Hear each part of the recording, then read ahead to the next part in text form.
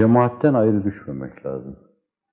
Yani işi ne kadar çoğu olursa olsun mutlaka haftada birkaç defa imkanı varsa her akşam mutlaka arkadaşlarla olması lazım. Çünkü hususi fertler taşıdıkları hususiyete rağmen Allah'a ne kadar yakın olurlarsa olsunlar, kutuplar bile, Şah-ı Geylaniler bile cemaatin ulaştığı seviyeyi ihraz edemezler. Cemaatin bir hususiyeti vardır. Yani diyelim ki Şah-ı Nakşibend büyük bir insandır. Hasan Şazeli büyük bir insandır. Ahmet Bedevi büyük bir insan. Ahmet Rufai büyük bir insandır.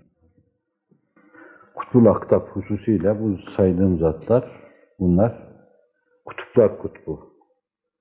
Her birisi bir nurlu yolun başında insanlar. Bunların da esas muhtaç oldukları, Allah'ın bir lütfu vardır ki, mensup oldukları cemaatin içinde ancak ona ulaşabilirler. Eğer öyle bir cemaat içinde olmasalar onu elde edemez. Eksik kalırlar, nakıs kalırlar.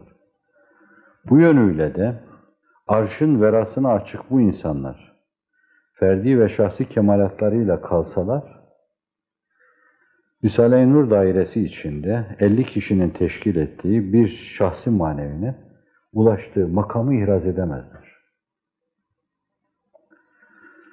Abdülkadir Geylani Hazretleri şahsi kemalatıyla çok küçük bir cami cemaati kadar dahi birleşmiş, aynı duygu, aynı düşünceyi paylaşan insanların elde ettiği kemalatı elde edemez. Ancak o şahsı adına olan bu boşluğu içinde hizmet verdiği cemaatle kapatabilir. Bu açıdan cemaate Allah'ın öyle bir lütfu vardır ki insanlar ne kadar zorlarlarsa zorlasınlar, ister hiç yatmasınlar hayat boyu, Rabbi Adviye gibi hayatlarını sürdürsünler, elde edemezler, mümkün değil. Mümkün değil yani elde edemezler.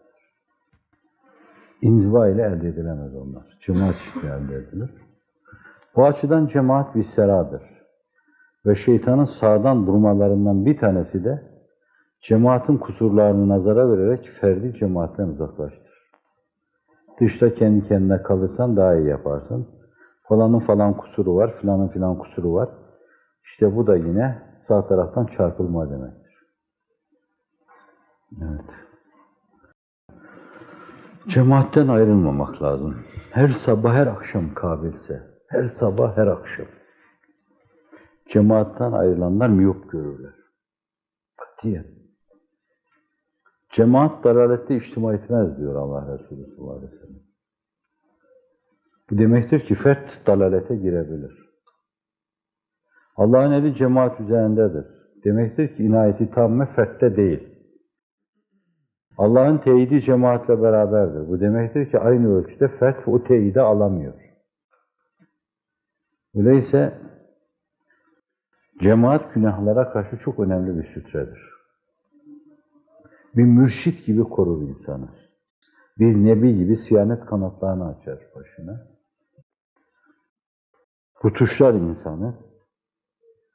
Bir bütünün önemli bir parçası haline getirir onu. Yontar, yoğurur, eder. Tek başına hareket eden, başını alıp bir yerlere giden insan, hamlığına yenik düşmüş ve hiçbir zaman cemaate gelen feyizlerden istifade edemeyen, ilelebet nakıs kalmaya kilitlenmiş zavallılardır. Hatta tenkit de ediyorlarsa imansız gitme ihtimali de vardır.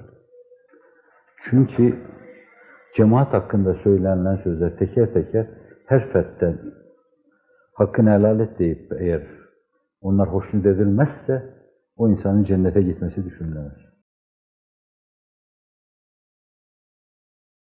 Evet, bu da önemli bir şey. Şeytanın aldatacağı bir husustur bu.